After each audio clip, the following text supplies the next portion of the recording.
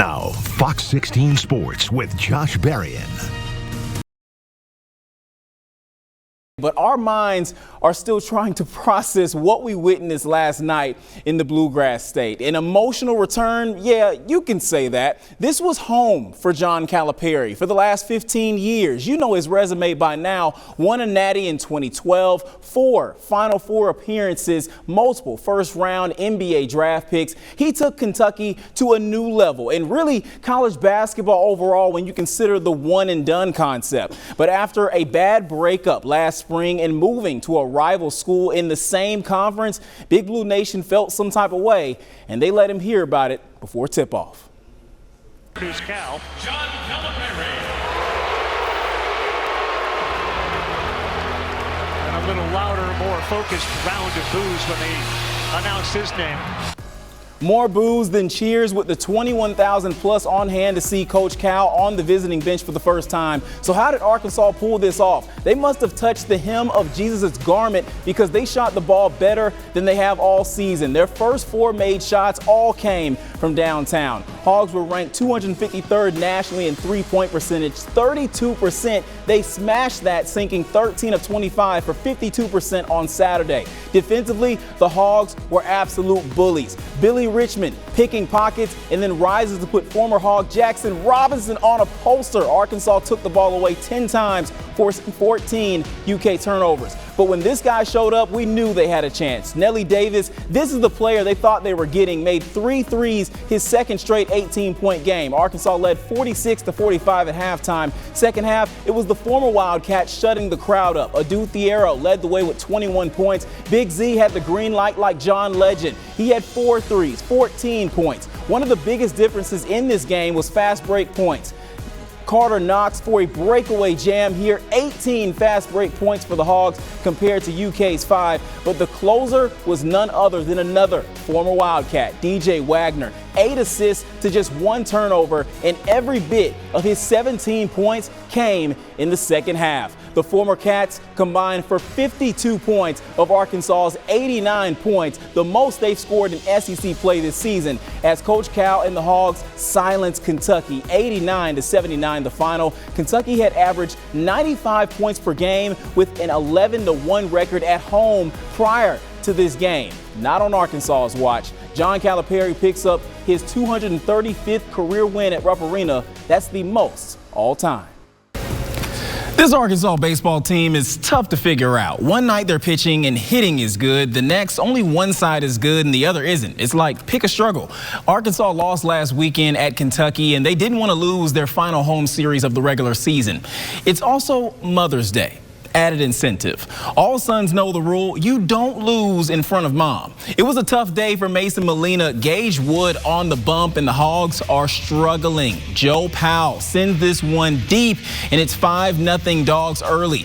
It was starting to feel a lot like yesterday's game in the worst way. But like the Undertaker, the Hogs rose from the dead. Jason Jones golfs this one into the Hog pen. 2-run shot. It's now a 6-3 game in the bottom of the 5th. Bottom 6, Hogs down 2. Hudson White does not like baseballs. The hero from game 1 puts on his cape again when the Hogs fans needed it the most. Tie game at 6-all. Later in the inning, it's the human highlight reel, and I'm not talking about Dominique Wilkins. Peyton Holt. From spectacular catches to this 2-run homer, this kid does it all. Arkansas with a 2-run lead now. Hogs go on to score another and flip their fate from a day earlier. Gabe Gackle gets the strikeout looking. Arkansas wins the series over 14th-ranked Mississippi State 9-6. A huge series. Hogs come back and scored 9 unanswered. The bullpen gave up just 5 hits, 0 runs, and striking out 4 in the final 5 innings. The Hogs are now in sole possession of first place in the SEC West. Over the last few years, a decade even, Arkansas football has been snake-bitten, falling in one-score games, matchups they should have won. They've already gone through it this year at Oklahoma State and Texas A&M, but against Tennessee, history was on their side. Coming into Saturday night, Arkansas was riding a 3-game win streak over the Volunteers, winning each of the last 3 meetings between the two in Fayetteville. Not to mention, Arkansas held the all-time advantage in games played in Fayetteville with a 4-2 mark. Hogs trying to give Sam Pittman his first victory over a top 5 squad in his tenure as head coach. To sum up the first half, one word: defensive destruction. Okay, that was 2 words. I'm a C student, just chill. But you know where I'm going with this. Defensive coordinator Travis Williams made his unit attack the Vols' pocket, coming away with 3 first-half sacks, holding the nation's top-scoring offense to just 76 total yards at halftime and 0 points on the board. Arkansas led 3-0 at the break. However, Tennessee scored on their first 2 drives of the second half. Dylan Sampson runs in for his second touchdown of the night to give the Vols an 11-point lead. Taylor Green, the offense, had something to say about that. Green lobs up a 26-yard strike to his 6'4" target in Andrew Armstrong. 132 receiving yards for Armstrong, just the 5th Hog in program history to have a 100-yard game against Tennessee. They finished the drive off with Jaquindon Jackson finding pay dirt. 6 straight games with a touchdown for Jackson, first Razorback to do that since 2010. Arkansas trailed by 4, but tragedy struck at the start of the 4th quarter. Tennessee's Omar Norman Lott lunges into Green's left leg, hyperextending his knee. Roughing the passer was called, but Taylor's night was done. 266 passing yards for him, no touchdowns or turnovers. Bobby Petrino gives the keys to redshirt freshman quarterback Malachi Singleton to close this one out. He hands it off to another freshman. Braylon Russell is shot out of a cannon, going for 24 yards. If it ain't broke, don't fix it. He's just a kid. He needs to eat. The 4-star recruit from Benton coming up clutch for his state's team. He led Arkansas with 62 rushing yards. Next, Singleton pulls on the read option, fooling the Vols defense, and runs in from 11 yards out to give Arkansas the lead once again. 19-14 Hogs, and Razorback Stadium absolutely loses it. Final play of the game: Nico Lamaliva, a freshman himself, doesn't understand clock management here, runs out the clock, and the deed is done. Down goes Tennessee. For the first time since 2007, Arkansas takes down an AP Top 5 squad and grab their first home win over a Top 5 opponent since defeating 3rd-ranked Tennessee back in 1999. Arkansas improves to 2-1 in SEC play for the first time under head coach Sam Pittman, and the first time since 2011 in front of 75,573 people, the 6th largest crowd in stadium history. Here's Sam Pittman and the players after a hog-wild Saturday night. It's a restless week for some of the best collegiate football players in the country as the 2025 NFL Draft kicks off in Green Bay this week. Several natural state stars are projected to be taken. 2 of them just so happen to be in Conway and starred for the UCA Bears on the Stripes. We are fortunate enough to have one of those local stars here with us in studio. Stuttgart native and former UCA edge rusher David Walker is in the building. Thank you so much for stopping by, my guy. Yeah, thank you for having me. I'm excited to be here. Absolutely. Now, this is obviously a very busy week for you and your family. Where are you at mentally, emotionally, knowing that later on this week, one phone call could change your entire life? Man, I feel like I'm grounded, just based off my faith and like what I believe in, and like I knew that this day was gonna come, but just it was a matter of when it was gonna come. So I feel like I'm grounded. I'm ready. I'm excited. My mom, she's gonna be tears everywhere, all over the place. Oh yeah, I'm excited. That's awesome, man. Well, it's been over 2 months since we've seen you strap on the pads. What have you been doing in the meantime to prepare for this week? Yeah, we've just been training. My coach back at UCA, just working on the fundamental stuff, the stuff that I feel like that's going to help me at the next level. Now, I'm wondering, are you still using your personal cell phone, or do you have 2 phones like Kevin Gates? Because I know a lot of teams are hitting you up right now. No, I got one phone. You can reach me by the same number. I'm going to keep it. If you don't mind me asking, what teams have you worked out for, and what are some of the feedback that you're getting so far? Yeah, I had a personal workout with the New Orleans Saints. The D-line coach, man, he's great. I feel like I learned a lot in that private workout, just from the fundamental standpoint and like what to take at the next level, what it's going to take. And he just told me, man, just be you. Don't lose that relentless motor, and continue to just work on your craft. And never think you're enough, you know what I mean? Because there's always ways to improve. So I feel like that aspect I learned a lot. That's solid. That's solid advice. From what I've read, you're projected to be drafted in the 4th and 5th round on day 3. For whatever team decides to take a chance on you, what are they getting in David Walker, the player and the person? a guy that's going to put his head down and work. I feel like that's how I was raised. I'm going to sacrifice the things that need to be sacrificed to be better than the next person. And ultimately, I got to go win a job. So just a guy that's not going to compromise. I'm big on my faith, so I'm going to be there trying to share the gospel to anybody that want to hear it, and also doing the work that's necessary. How does your faith drive who you are in your life? How does your faith drive you? Yeah, I live by Colossians 3:23.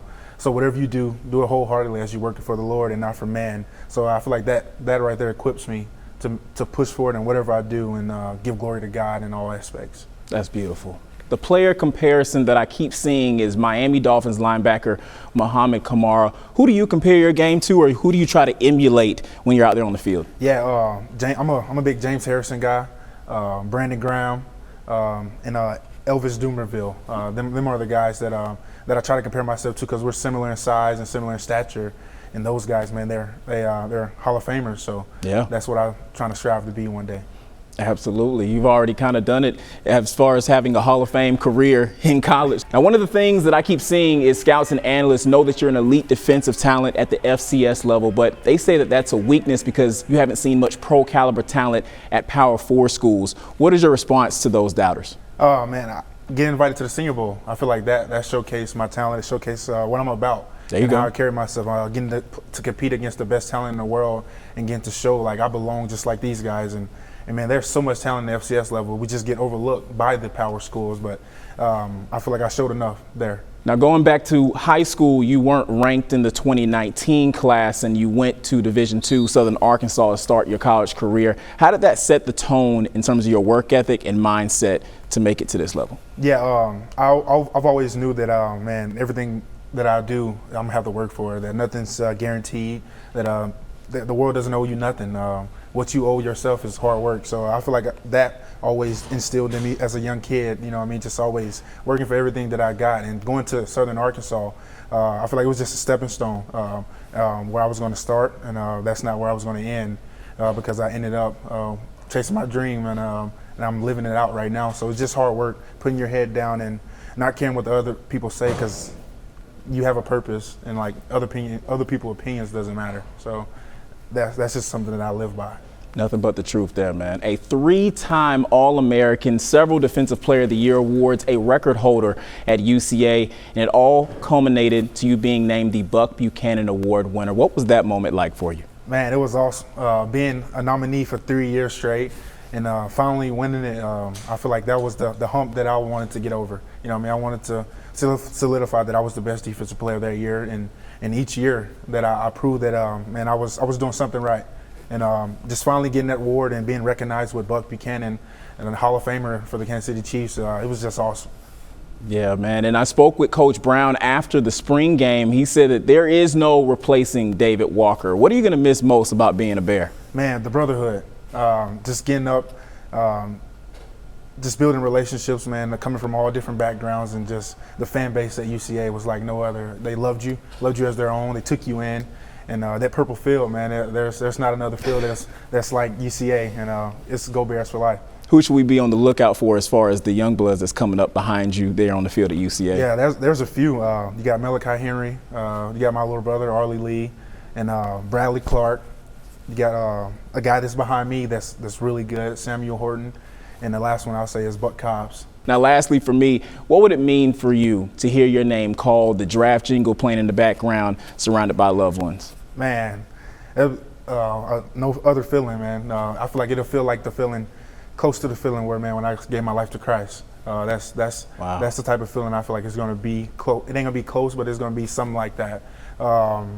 Just all the hard work, all the long journey, all the trials and the tribulation, and you finally getting to live out your dream, and you got your loved ones around you to witness this moment. It's going to be a moment that I'll remember forever. All right, now where are we going to be at draft party? What are we wearing? Where are we going to be? Are we going to be at Stuttgart? We're going to be in Conway? What's going on? Yeah, I'm doing it back in Stuttgart. Yeah, awesome. I'm going to do it, my friends and my family, the close ones, and we're going to celebrate. Yes, you are. Yes, you are. Have you figured out an attire yet? I know you're not going to be in Green Bay on the stage, but are you? Oh, yeah. I got to suit it up. Yeah, it's going to be nice. It's going to be nice. Nice. Well, hey, man, thank you so much for your time, David, and good luck on your journey, brother. Yes, sir. Thank you. Joining us now to break down the game is our hoops analyst and friend Kevin McPherson of Hogville.net. Kevin, I don't know what to say. I'm being serious. I'm speechless. The Hogs were 9.5, 10.5-point underdogs in this. And after the way they've played all season, most people thought, especially me, that it would be a brutal blowout. How in the world did this happen?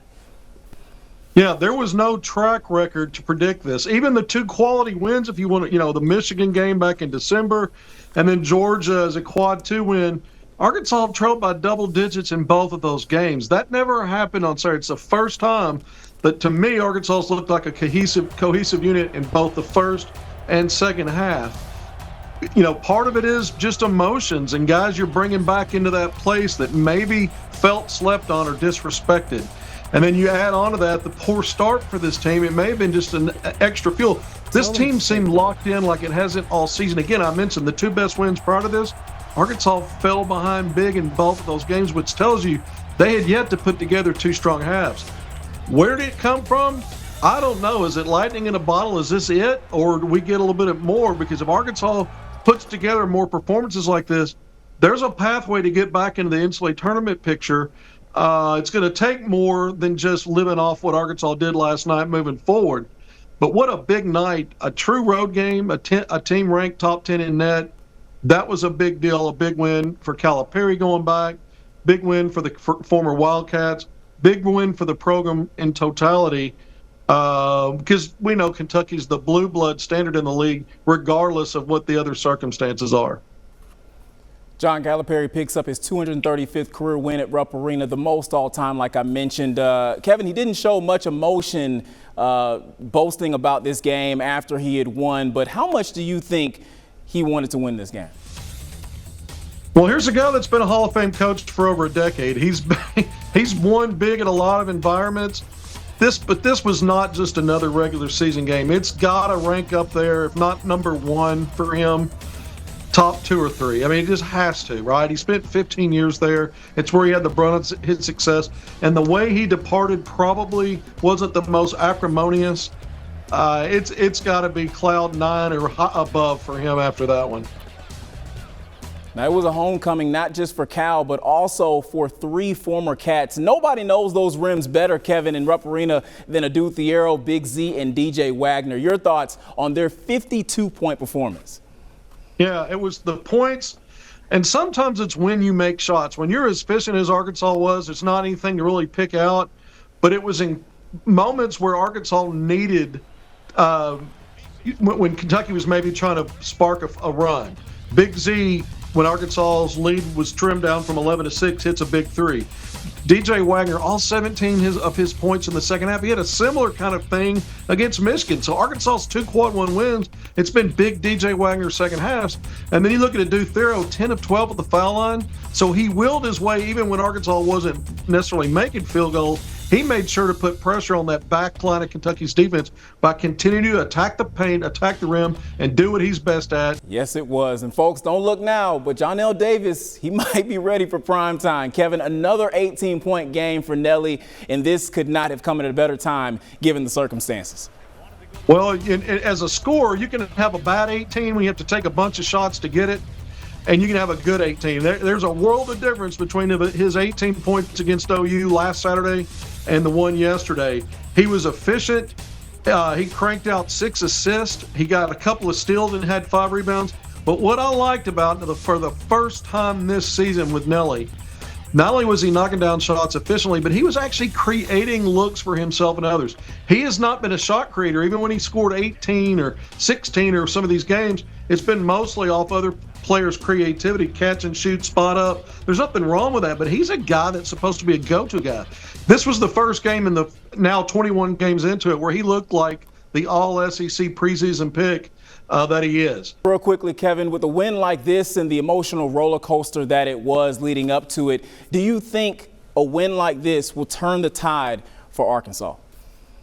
I think it's possible. I think it's too soon to say. We thought maybe the Michigan game, after taking lumps against Baylor and Illinois, we thought maybe the Michigan game would do that. We've seen how Arkansas struggled in SEC play. I think we need to see a little more to say it will turn it around. but it's proof of concept that it can turn it around. Now you've got to show some consistency. You got to put some wins together and not win this game and then tail off with 3 or 4 straight losses. That'll doom the rest of your season. So you got to be a little consistent now. Texas on the road midweek won't be easy, but it's an opportunity for Arkansas to say, hey, we can do this again. Hogs are back on the road Wednesday at Texas. Kevin, thank you so much for your insight, my guy. Good to be with you always, Josh. Thank you. Much more local college hoops action on the other side of the break. Stay tuned. They were the best team all season long, boasting the best record, and were led by the best player in Shai Gilgeous-Alexander, culminating in Oklahoma City's first ever NBA title. So why doesn't it feel like the Thunder are the NBA champs to everyone outside of OKC? Game-changing, series-changing injuries. You're going to have a hard time convincing me that OKC still would have won Game 7 had Tyrese Halliburton not gone down with an Achilles injury. While we're at it, the 2025 NBA playoffs didn't live up to its full potential because Damian Lillard and Jason Tatum fell victim to the same injury. That's 3 superstars out in one postseason. Over a 32-year span, there have only been 45 NBA players who ruptured their Achilles tendon. This past season, 7 players, including the 3 I just mentioned. Absolutely insane. So how do we fix this? Let me play commissioner for a sec. I don't like the idea of shortening the NBA's 82-game regular season, but I'm also not in favor of back-to-back games. So Joel Embiid, you're safe, my guy. Let's spread these games out by 2 or 3 days, 1 for travel and 2 days for practice, rest, and recovery. Now, does that make for a longer season? Yes. But these athletes, although gifted, they're human, just like you and me. They bleed. They're not your favorite Marvel superhero with self-healing abilities. Lastly, we've got to do something about the sports culture as it relates to playing through injuries. Yes, we all love that iconic moment from Kobe when he hit 2 free throws after tearing his Achilles tendon, walking off under his own power. How'd that work out for Kevin Durant? He tore his Achilles in Game 5 of the finals against the Raptors when he played for Golden State. That was after missing a month of the playoffs with a strained right calf. Tyrese, yes, listen, he wanted to play. Game 7, a chance to bring Indiana their first ever championship, a scenario that every kid dreams about. But the peer pressure that these athletes have to play through injury is ridiculous. Kevin Durant is an anomaly. Most players who suffer a torn Achilles, especially players who rely on their explosiveness like Tyrese, they're never the same player again. Yes, Tyrese, he understood the risk and he played. But for all of those who said he had to play, if he's never the same player again, are all of you going to cough up the money that he would have made had he chosen to sit out? Yeah, I didn't think so. So, facing a healthy Tyrese Halliburton, does OKC still come out as the NBA champs? The way Halliburton was making game winners left and right and the momentum the Pacers had, forcing a Game 7, my money would have been on Indiana. I'm just saying.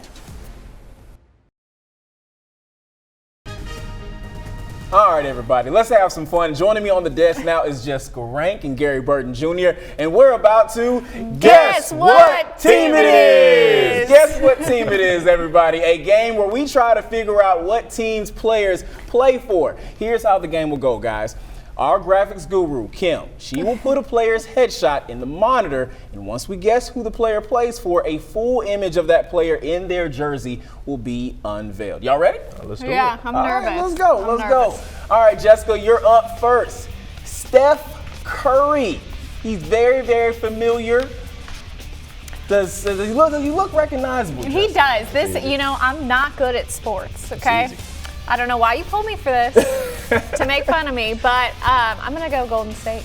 Golden State Warriors for Chef Curry, the greatest shooter in basketball history. He revolutionized the game, ladies and gentlemen. He owed the all-time three-point shooting record in the NBA. 4-time NBA champ, 2-time MVP, 10-time All-Star, and he is a Finals MVP as of their 2022 title. He's my older brother. He is your older brother, really? Yeah, I mean, I can kind of recognize it with the beard and everything. Light skins got to stick together, you know what I mean? Listen, I hear you on that. I just wish I could grow a beard. All right, Gary, you're up next, man. Baltimore Ravens fan. All right, let's see if you can guess who this is. Kind of gave it away for you. You did, man, but I didn't need it. That's Lamar Jackson for the Baltimore Ravens, the 2024 Super Bowl champions. I'm speaking it into existence. I was just about to ask you. You think they can go all the way? I know we can go all the way. We just got to get better with consistency. When we lose, we look like a completely different team. I don't know who's on the field, but when we win, boy, you know that's the Ravens out there on the gridiron. All right. Well, I guess it's my turn. Let me go ahead and see who we have here. Aaron Judge. Now, see, I don't follow baseball, so this is going to be kind of difficult for me. I've never seen that man. What? That's the MVP. I'm sorry. You've never seen Aaron Judge before? No, Josh, you pulled the wrong girl. We're going to learn us something on this. Yeah, we're going to learn a few We're going to teach you some things, man. Okay, the pinstripes kind of give it away, so I'm going to go with the New York Yankees. All right, Aaron Judge, a 6-time MLB All-Star. He was named the American League MVP this season, leading the Yankees to their first World Series appearance since 2009. All right. Well, guys, that was the first round. Okay. All right. That was the first round. Okay. Now we're going to go local. We're going to go to the natural state. All Jessica, right. You're up first. Okay. This is football, college football. Okay. Here we go. Okay. Will McIlvain. Oh, wait. Nope. We have another one. Ooh. How about KK Robinson? Do you know? Can you give me a hint? Is this? I want you to look at the local? jersey. Look at the colors. Local. I know. Is it local? Because I'm going to guess. It is local. UA Little Rock by those colors. Would you look at that? UA Little Rock. Okay. I like that. The context clues. KK Robinson, an all OVC first team selection last year. He is the star point guard for the Trojans, but unfortunately he suffered a lower leg injury this season, so he is on ice until next season, where he will get the opportunity to play with his little brother, Kellen Robinson, who's right now in his senior season at Bryant. All right, Gary, you're up next. Local superstars. Let's see who pops up on the board. Will McIlvain. Okay. I better know him. I better know him. My teammate, my cousin, that we played football together at Arkansas Tech. He coaches. Okay. He's the DB's coach at the University of Central Arkansas. So I better know who their quarterback is. That's Will McIlvain, the quarterback for the UCA Bears. That is. Finishes his college career with over 11,000 passing yards, 80 touchdowns over 6 seasons. Unfortunately, guys, he suffered a shoulder injury against EKU. Yeah. That put him on ice for the rest of the year. Last but not least, it's on me. All right, let's see, Kim, who you got for me? She didn't even give any context clues. I made this. Mr. Grayson. That's a bad man. That is a bad man. He just, his hair is different from when I interviewed him a couple days ago. So that was the only thing that was throwing me off. I made this game, and I don't even know what images I'm putting into the game. The white can throw you off. Yeah, and he doesn't have anything on him that resembles the team he's playing for. Well, that's obviously the Conway quarterback for the Conway Wampus Cats, Grayson Wilson. He is the 4th best Arkansas football prospect in the state, 2025 Razorback quarterback commit. He led the Wampus Cats to the 7A state semifinals this past week, where they unfortunately lost to Bentonville on a late field goal. But he has a bright future on the hill for the Hogs. That was great. That was kind of fun. I got 2 out of 2. You did. So boom. I wouldn't have gotten that last one, but I know him now. Yeah, you know him now? Yeah, you Wampus Cats. Yeah, you do. We just got the game is all about. It is. You know Teaching. what? Teaching and educating. That's what we're here for. We're educators. We appreciate you, guys. We are. That was a lot of fun. I really, really appreciate you guys for playing along, man. Absolutely. We definitely have to run this show back, but the show must go on. Coming up, our football state championship preview. We'll bring my guy Kyle Sutherland in studio to discuss our local teams who are 1 win away from hoisting some hardware. Stay tuned. You're watching Final Score on Fox 16.